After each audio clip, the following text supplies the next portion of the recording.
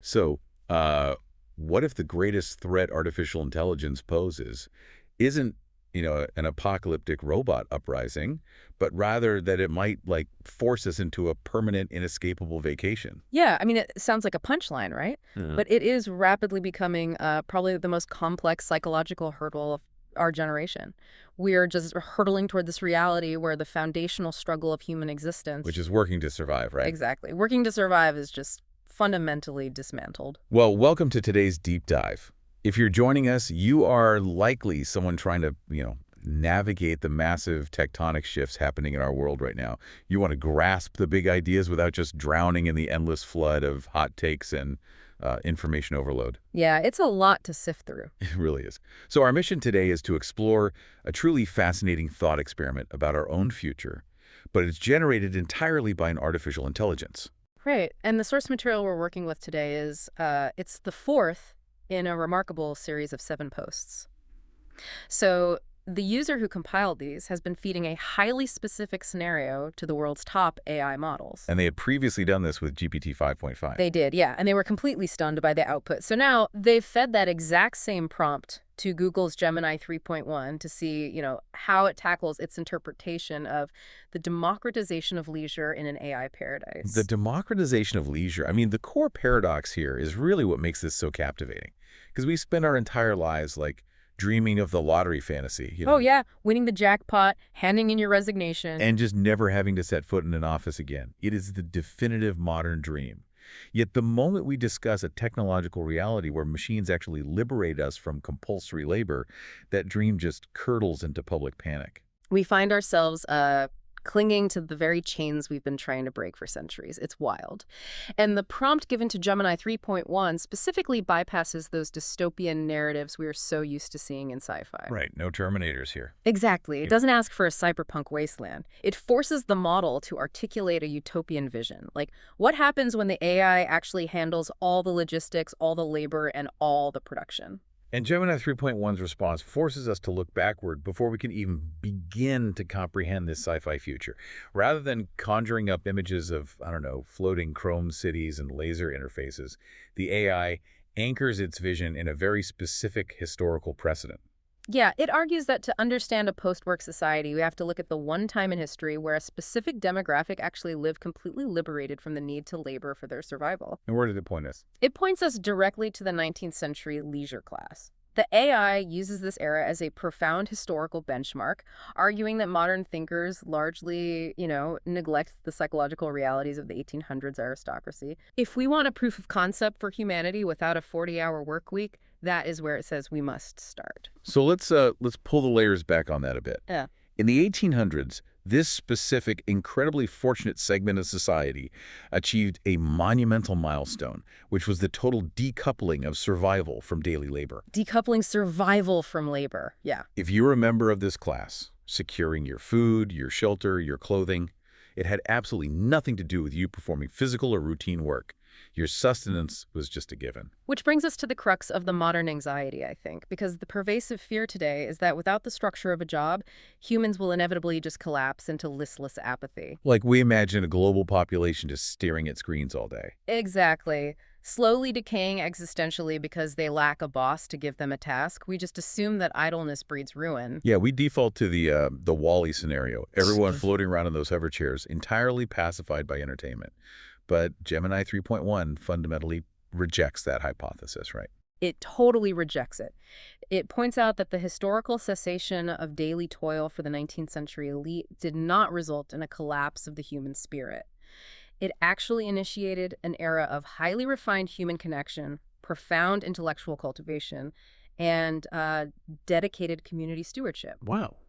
Yeah, the historical record actually supports the AI's claim. Consider the sheer volume of amateur scientific discovery, literature, and philosophical inquiry that emerged from individuals who never had to clock into a factory. Right, because when the anxieties of basic sustenance are removed, individuals must redirect their cognitive and emotional energy somewhere else. Exactly.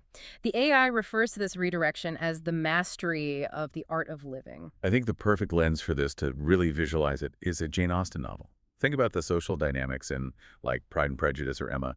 You have this cast of characters who are certainly not waking up at 6 in the morning to commute to a corporate office or work a plow. Definitely not. But they aren't languishing in bed all day either. Their entire existence is meticulously structured around manners, deep interpersonal relationships, exhaustive letter writing, and, community events. Yeah, the societal currency shifts entirely. Because in an environment defined by the necessity of labor, value is tied to your economic output or your job title. Right, what do you produce? But in the world Austin describes, value is tied to emotional intelligence. It's your character, your wit, your ability to sustain a meaningful conversation, your empathy toward your family, and your stewardship of the local community. It's just a massive reallocation of cognitive load. I mean, Yeah. today, a staggering percentage of your daily brain power is dedicated simply to logistics. You're constantly calculating, like, how do I pay the mortgage? How do I navigate this commute? Exactly. How secure is my job? How do I afford groceries this week? That low-level fight-or-flight state is exhausting. It's completely draining. So when you remove that load entirely, as the aristocrats did, the brain naturally seeks a new frontier. They mastered musical instruments, they practiced fine art, and they engaged in deep, sustained literary analysis. Yeah, and the underlying premise the AI operates on here is incredibly optimistic regarding human nature. Very optimistic. It posits that human beings are not inherently lazy creatures who require the threat of starvation to be productive. Right. Rather, when freed from compulsory survival tasks, our natural default is to actually seek societal enrichment and self-improvement. Of course. Any discussion of the 19th century leisure class comes with a massive tragic asterisk, which the source text is very careful to highlight. We have to be clear about that. Oh, absolutely. This sublime state of existence, the poetry, the music, the sprawling estate gardens, it was built entirely on a foundation of profound inequality. It was essentially a zero-sum game. I mean, for Mr. Darcy to spend his Tuesday afternoon reading in a vast, sunlit library and walking the grounds of Pemberley, there had to be an invisible, subjugated army of laborers, servants, and agricultural workers toiling endlessly in the background. Yeah, the leisure of the few was subsidized by the exhaustive labor of the many. Exactly. And this is precisely where Gemini 3.1 pivots from historical analysis to its futuristic thesis. The AI's core promise is that advanced artificial intelligence stands ready to act as what it calls the universal engine of production. The universal engine of production. That's a striking phrase. It really is. It essentially takes that invisible, subjugated army of human laborers from the 19th century and replaces them with autonomous systems. So artificial intelligence assumes the entire burden of labor. Yes. And by doing so, it ensures that the entirety of humanity, all 8 billion of us, inherits the mantle of the leisure class without requiring the exploitation of a single human being to make it happen. It's the ultimate democratization of the aristocratic lifestyle. The AI suggests a world where the baseline of human existence is elevated to a state of absolute freedom from economic survival. Right. But if we follow that logic, if the universal engine is handling the logistics, the agriculture, the data analysis, and the mass production, it forces a rather daunting question. What do billions of people actually do with their time? Exactly. What do we do? Well, the source text provides a comprehensive roadmap for this transition. It predicts a massive global shift in human behavior from consumption to creation. Okay, from consumption to creation. Yeah. But to understand this, we first have to recognize the sheer scale of what the AI believes will be eliminated from the human plate. We are looking at the total eradication of routine operations, logistical management, data analysis, and physical labor. So basically anything that feels like drudgery, the spreadsheets, the heavy lifting, the inventory management. All of it. If all of that vanishes, the text predicts this will usher in a cultural and intellectual renaissance that will eclipse the original Renaissance, simply based on the sheer mathematics of human capital. Because the constraint on human potential has always been the 40-hour work week. Think about it. Throughout history, millions of brilliant minds have been diverted from their true potential merely to secure basic sustenance. Just to eat and pay rent. Exactly. The text argues that in an AI-driven world of abundance, the pursuit of knowledge and art transitions from being a rare privilege afforded to the wealthy to a universal birthright. I mean, think about the staggering loss of genius over the last few centuries. How many potential Mozarts, Shakespeare's, or Marie Curie's lived and died without ever realizing their potential because they were forced to work 60 hours a week in a coal mine, or, frankly, entering data into a computer in a cubicle? It's a tragedy of misplaced human capital. Right, so when you suddenly liberate billions of minds from survival tasks, the creative flourishing is bound to be exponential. The text specifically notes that fields like art, literature, poetry, and theater will experience an unprecedented explosion. And the catalyst for that explosion is the removal of a concept we currently take totally for granted, which is commercial viability. Commercial viability, yeah. In our present economic system, if you want to be a poet or a painter, society essentially warns you that you will starve unless you can monetize your art. The market dictates the value of the expression. You have to mold your creativity to fit consumer demand. Yeah, the classic don't quit your day job mentality. We treat art as a luxury commodity rather than an intrinsic human need. But if your housing, your food, and your medical care are permanently secured by the universal engine of production, the pressure to monetize vanishes. It completely disappears. You could spend 20 years writing a single deeply complex novel purely for the expression of it. Yeah, and this shift fundamentally redefines our approach to education as well. The text outlines a transition toward lifelong intellectual exploration. Because right now, education is just a stepping stone. Exactly. Currently, our educational systems are highly transactional. We view schooling as a preparatory phase. You endure education to earn a credential, to secure a job, to generate income. We basically treat education as a loading screen for adulthood. That's a great way to put it. But the AI suggests that in this new era, education becomes the gameplay itself. People will dive into astronomy, philosophy, history, and ancient languages simply for the joy of understanding the universe and the human condition. So learning is no longer a means to an economic end. It is a lifelong, deeply fulfilling pursuit on its own. Right, and the source text takes this a step further by predicting a profound revival of human craftsmanship. And the nuance here is really essential. Okay, let's hear it. The AI acknowledges that autonomous systems will handle all mass production with flawless precision, right? Yet it insists that artisanal culinary creations, bespoke textiles, and woodworking will see a massive resurgence. Well, wait, I want to challenge the mechanics of that because this is where my modern bias kicks in. Sure. If an advanced AI machine can 3D print a mathematically perfect, ergonomically flawless, incredible, beautiful dining chair in exactly 5 seconds, why would a human being spend 6 months in a garage hand-carving one? It seems counterintuitive. It does. Doesn't the absolute perfection and speed of the machine render the human effort entirely obsolete? Well, that reaction perfectly illustrates how deeply entrenched we are in our current paradigm. We judge the value of an action by its output. Right. Physical chair. Exactly.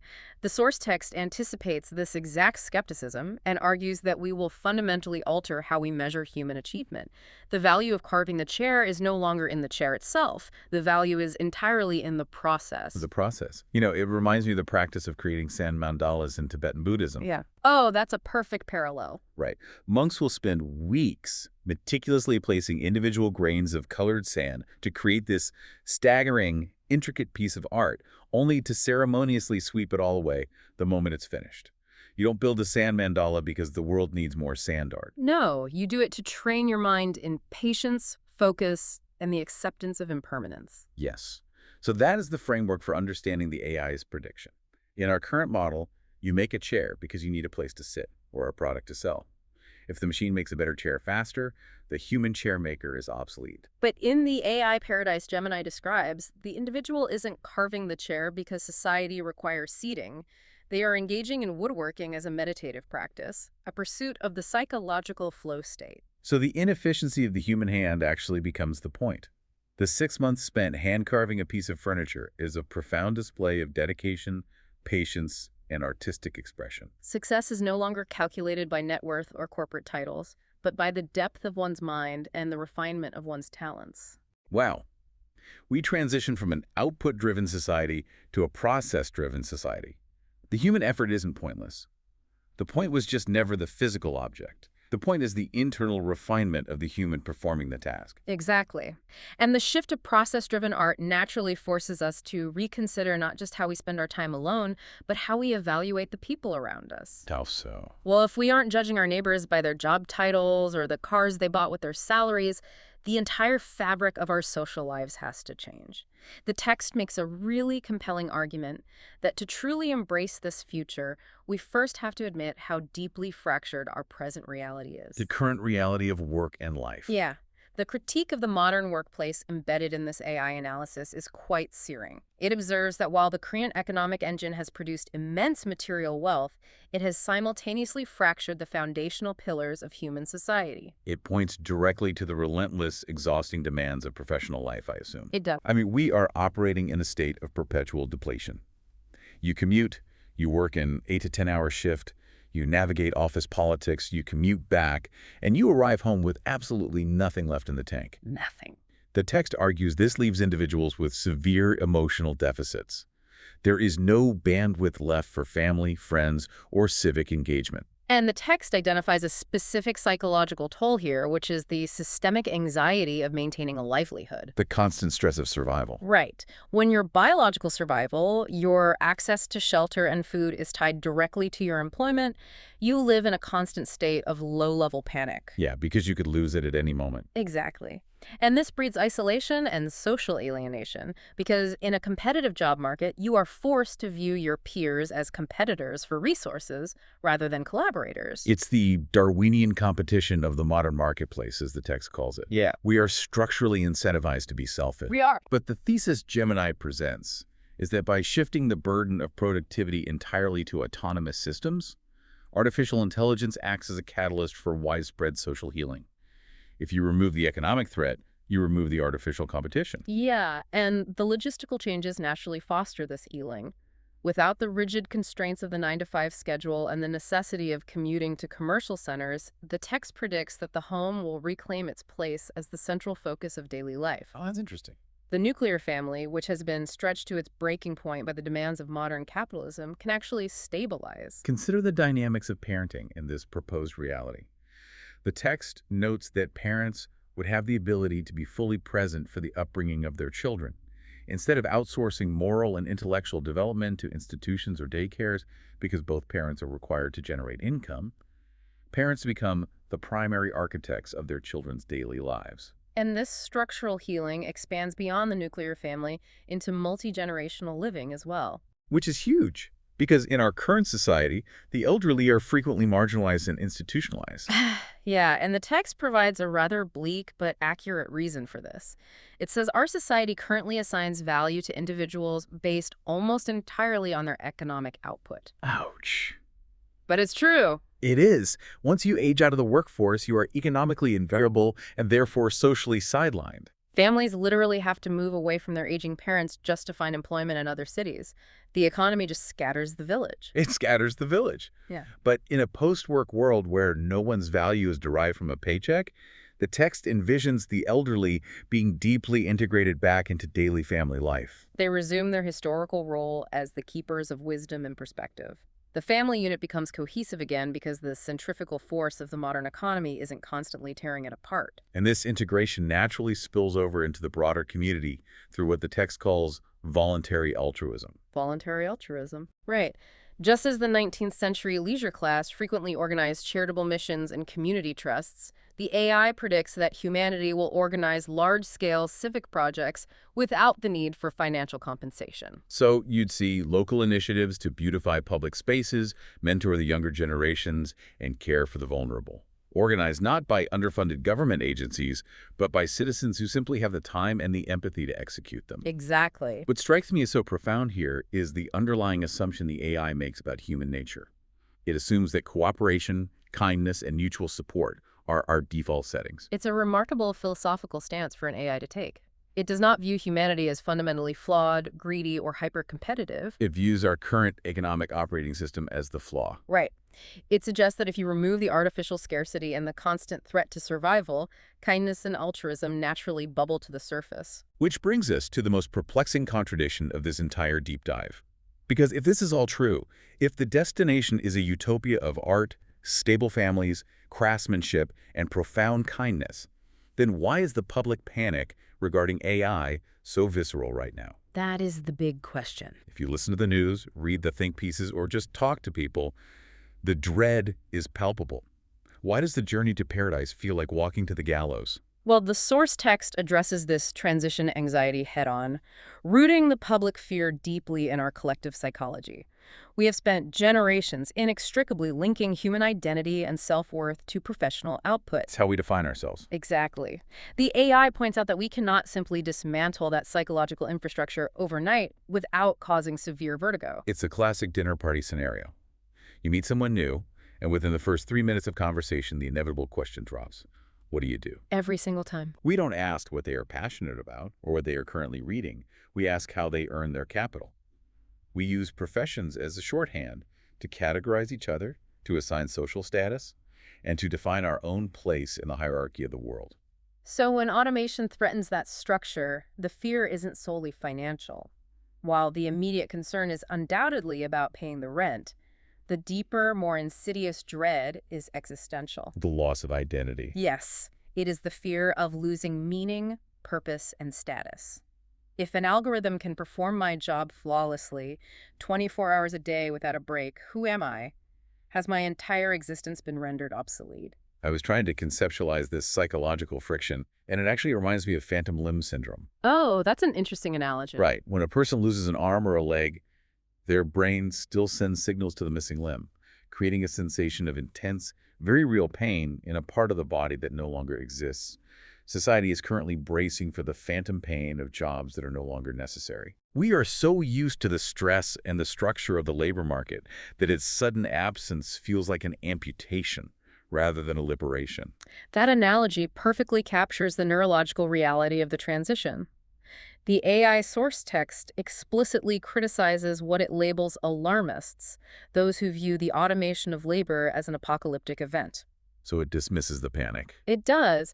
It argues that this apocalyptic narrative stems from a profound lack of historical imagination and a fundamental inability to decouple the concept of work from the concept of purpose. You know, another way to look at it is that humanity has been wearing an incredibly heavy backpack for centuries. A heavy backpack. Yeah, the backpack is compulsory labor, survival, the grind. We've worn it for so long that our entire posture has adapted to it. Our muscles, our spine, the way we walk, it's all built around compensating for this massive weight. We're permanently leaning forward. And if someone, or in this case a technology, suddenly comes along and unclips the backpack? The immediate sensation isn't relief. Exactly. We feel wildly unbalanced. We might even fall forward because we've confused the heavy weight of the backpack with our actual spine. We believe the burden is who we are. The AI urges a collective psychological reframing. It states that purpose is not, and never truly was, derived from the performance of repetitive tasks or economic exploitation. Purpose is derived from contribution, connection, and creation. We simply have to relearn how to stand upright without the weight of survival bearing down on us. So when an AI successfully diagnoses a complex disease in seconds, or manufactures a vehicle, or instantly balances a global budget, we have to recognize that this does not diminish the value of human existence. It actually elevates it because we are no longer required to act as biological instruments of production. The text phrases this beautifully. The human role shifts from being an instrument of production to being the ultimate consumer of experience, meaning, and joy. Freedom from work is not the end of our purpose. According to Gemini, it is the true beginning of human freedom.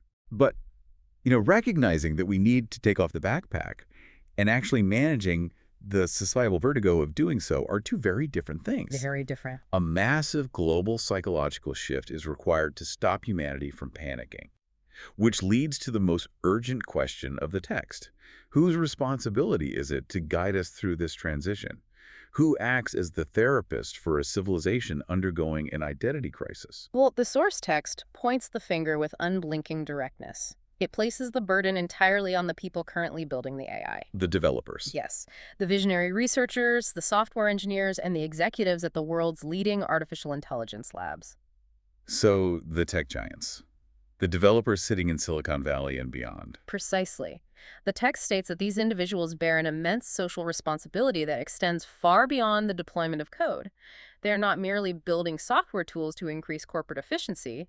They are, in the exact words of the AI, rewriting the social contract of the human race. Rewriting the social contract. Man, that is a staggering claim. It is. It implies that you cannot simply release a godlike technology into the wild, throw your hands up and say, well, the free market will figure out the sociology. You can't just break the world and expect the pieces to reassemble themselves into a utopia. Exactly. The AI assigns these developers what it calls a dual mandate. The first part of this mandate is the technological duty. Which is what they're doing now, right? Right. This encompasses building safe architectures, optimizing computational performance, and advancing the capabilities of the models. It's the engineering side of the equation. Making sure the AI doesn't hallucinate, making sure the power grids can handle the compute, making sure the code is efficient. That's their comfort zone. But the second half of the mandate is the ethical duty. And here, the text becomes highly prescriptive. It obligates these tech companies to actively fund public education, to clearly articulate the optimistic future we've been discussing, and to proactively alleviate the existential dread of the transition period. Because the cost of failing to do so is catastrophic. Catastrophic. The text spells out exactly what happens if these developers decide to remain passive observers. If they just release the AI and stay silent on the sociological impact, the public is inevitably going to view AI as a predatory force designed solely to strip them of their dignity, their utility, and their income. And if that dystopian narrative takes root in the public consciousness, the text warns that the path forward will be marred by severe regulatory friction, immense social unrest, and tragic acts of violence. Wow. It states very clearly that a technological triumph accompanied by societal panic is ultimately a failure. Okay, but I have to challenge this premise, though. Go for it.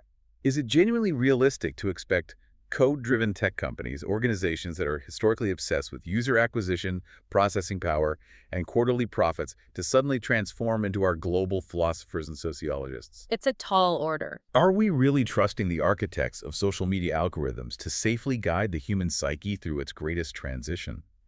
If they are incapable of passionately advocating for this post-work future, does the narrative of fear just automatically win by default? It's a vital critique, and if we look closely at the source text, the AI actually anticipates this exact skepticism. Oh, really? Yeah. Yeah.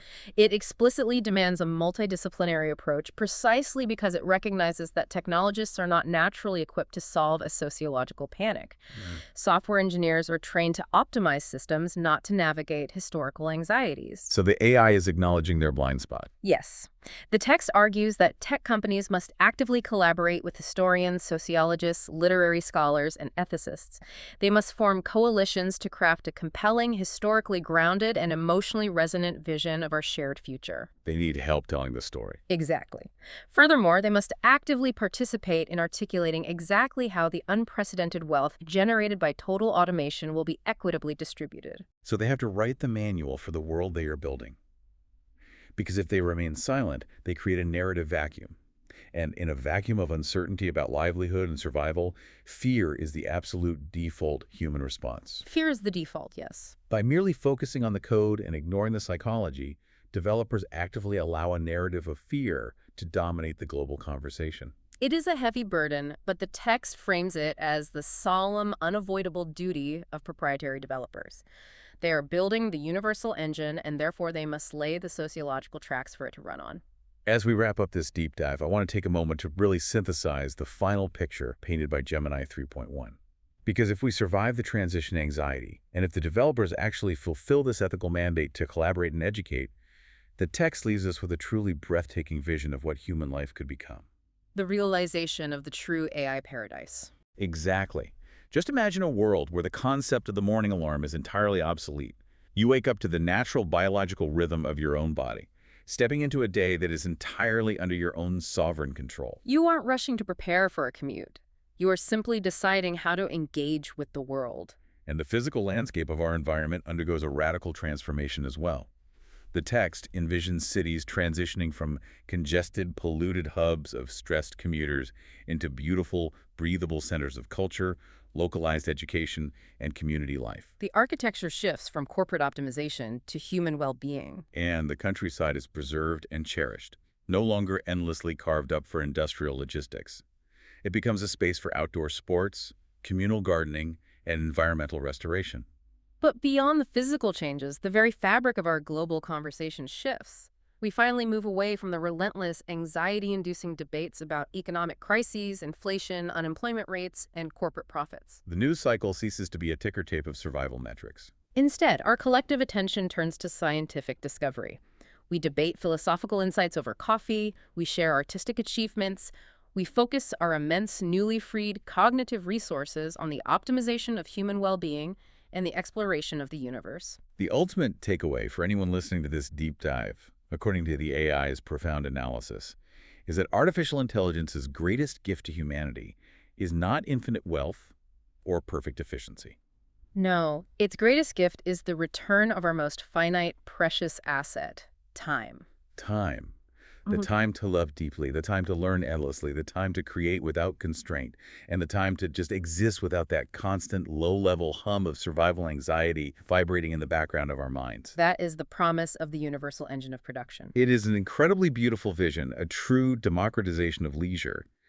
But it leaves me with one final lingering thought, and this is something for you, the listener, to mull over as you go about your day, perhaps while you're working or commuting or engaging in that very drudgery we've been discussing. What's the thought? We talked about how taking off the heavy backpack of labor will feel disorienting. But let's look even further down the road, decades into this proposed utopia. If we successfully enter this frictionless paradise, where the universal engine seamlessly meets every single one of our needs and every day is ours to control, how will the human psyche adapt long-term to a life entirely devoid of struggle? Wow, that's a deep question. Because we are a species that evolved over millions of years specifically to overcome adversity. Our neurology rewards us for solving problems and surviving threats.